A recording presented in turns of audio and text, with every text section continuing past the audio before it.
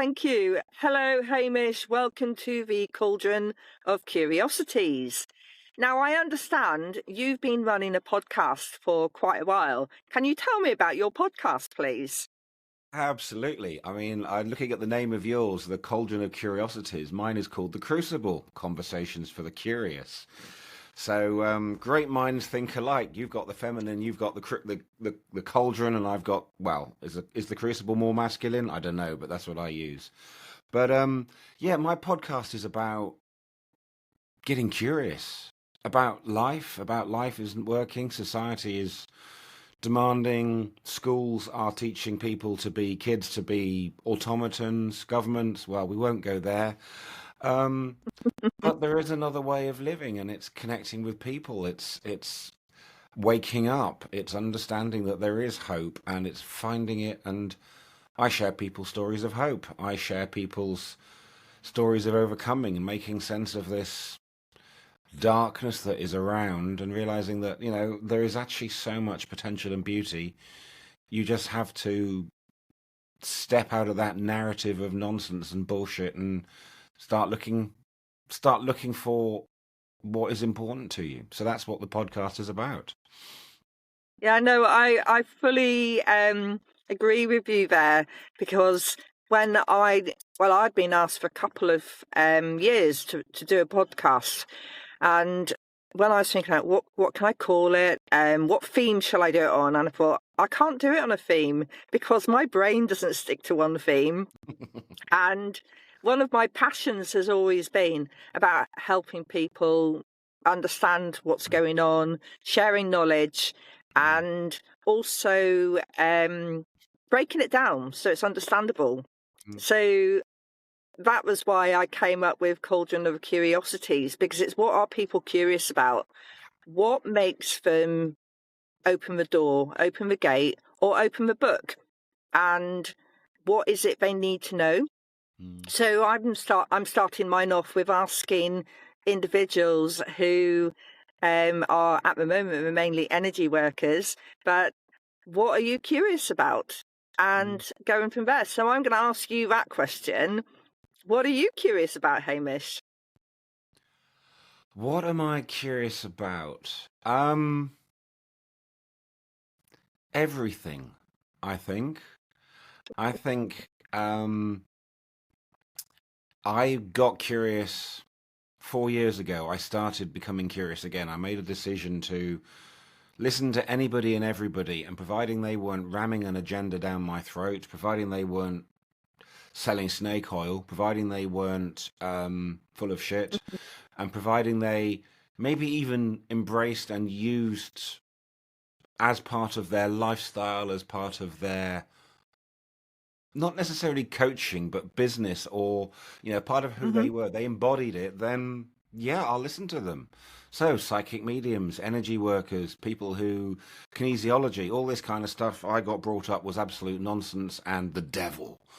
Yeah. Um, but I got curious, and I decided that, why is Hamish right and you're wrong? Because you can tell me if I like lettuce or not by putting it in my hand and lifting my hand and all that kind of weird stuff.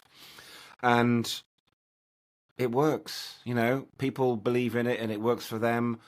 And so I had to get curious and I opened my mind, and that's when everything changed. It So does, that, doesn't it?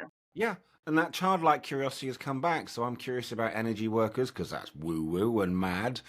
And um, changing belief structures and just looking at life not rigidly. And, Hmm. shamanism is really important to me. That's something I got curious about, spirituality.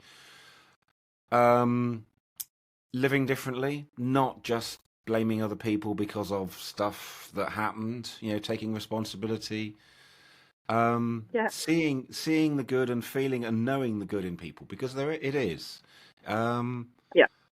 and I just curious about how life, I want to say should be, because it shouldn't be this fucking hard. It shouldn't be this difficult. It shouldn't be this painful.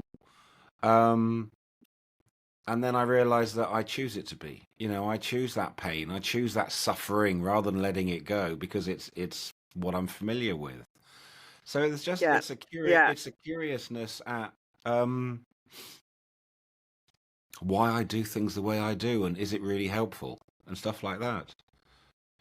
Yeah. Yeah. No, I agree with you. I've been probably following a self-discovery journey for quite a few years, Mm, but it really kicked off for me in around about 2015 when I went and I was having to journal for a coaching and mentoring course that I was doing.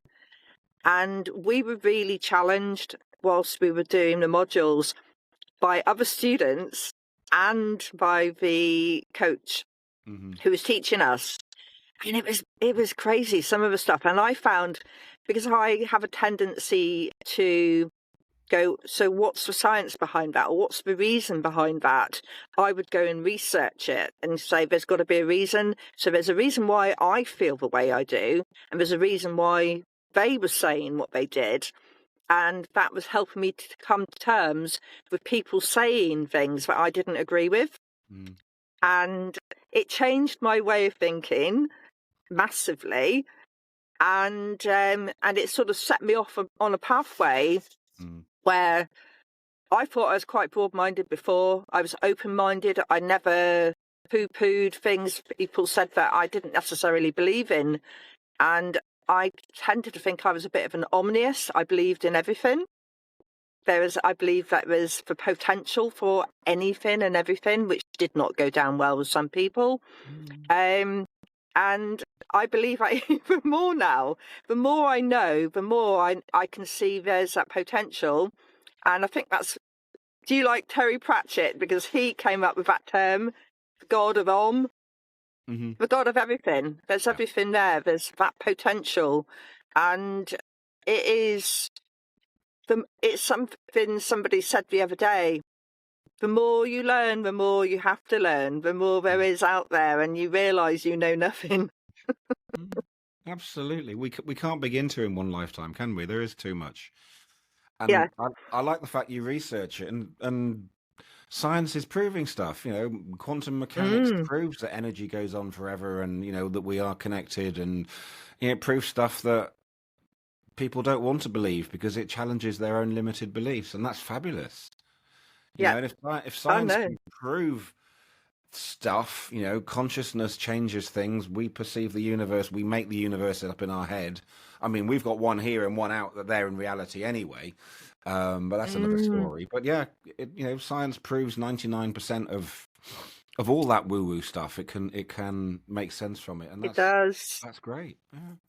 I think that's the thing, isn't it? If people step into quantum physics, they see the explanations of a lot of things they think aren't real, Mm, or they can't understand how that happens.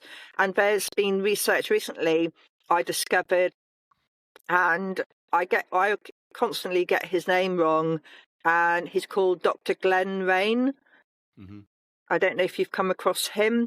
So he did some work with the solfeggio frequencies on healing, and he was able to find within research trials that the solfeggio frequencies affected the DNA. They allowed the DNA to change the amount of light they absorbed. Okay. Mm. So he was able to prove that through scientific formats.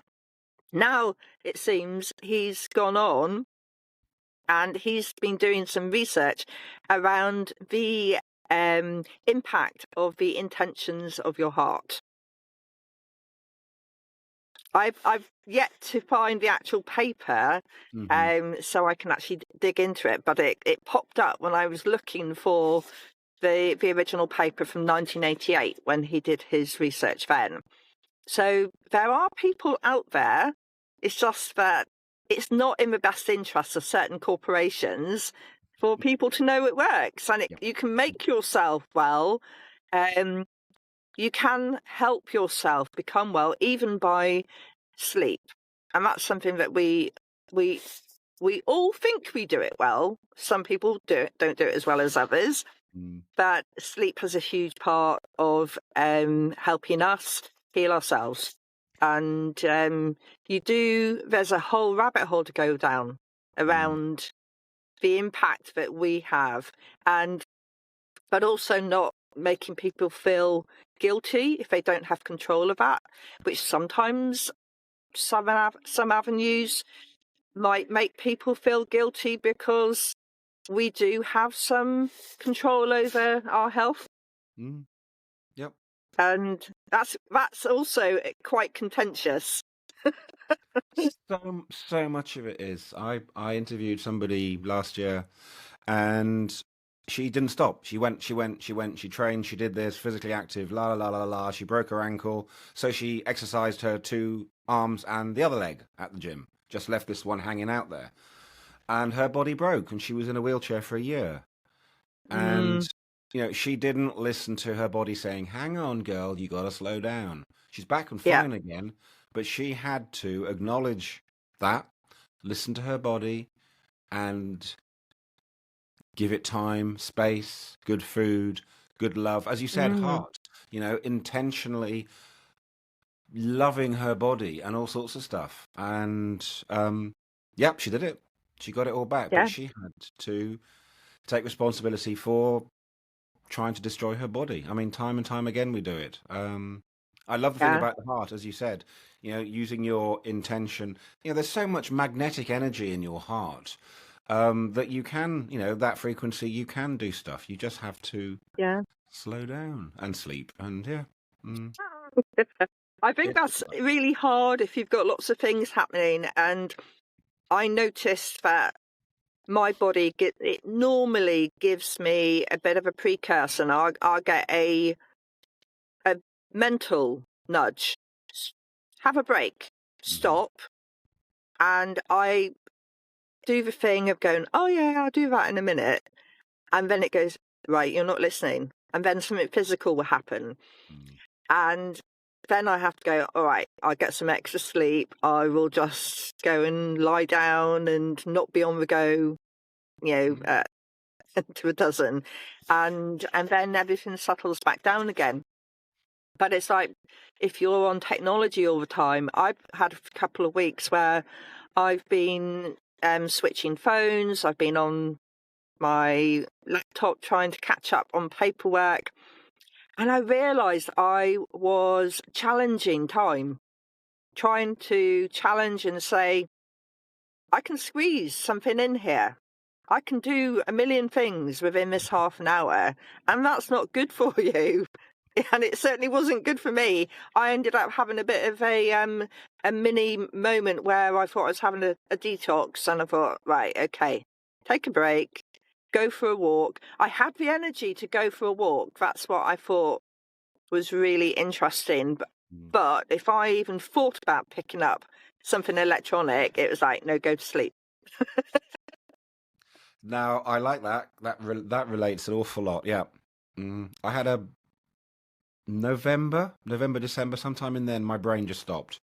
I could walk, I could do things, but try and function, try and write something, try and do something. And it was incredible. It was literally like from here to here, it was just like shut down. It was actually quite scary. It really was. And I just had to go for walks, take time off. And in retrospect, it was my body just said, or whatever, don't do it, just stop. And Hamish doesn't stop. He doesn't. His brother doesn't stop. His dad doesn't stop.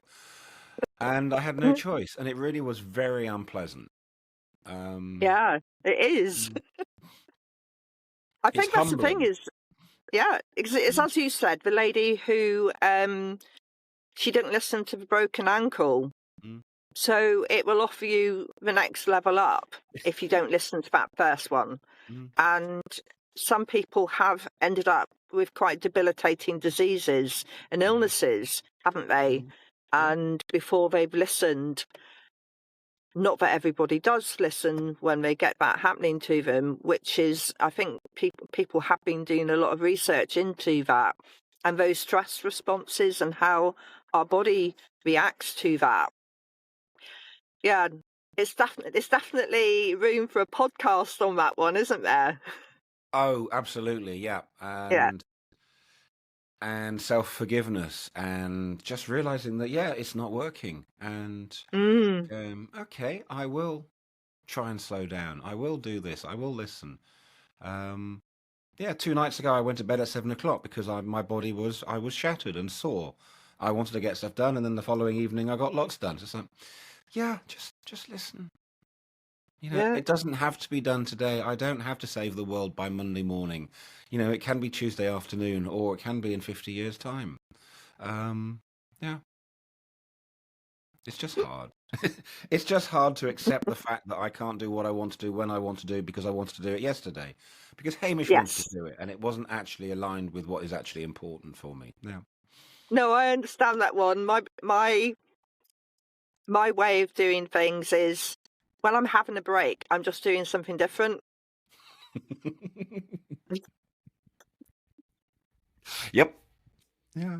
So, and that's possibly why, I've got involved with doing the Cauldron of Curiosities, because it's a way of going, okay, so how can I do that? Oh, right, that should work. I can do that whilst I'm traveling, and it will be an interesting journey. But I'm going to wrap up here and say thank you very much, Hamish, and hopefully we will get together again soon on the podcast. Absolutely. It's been lovely to chat, and thank you very much. Yeah.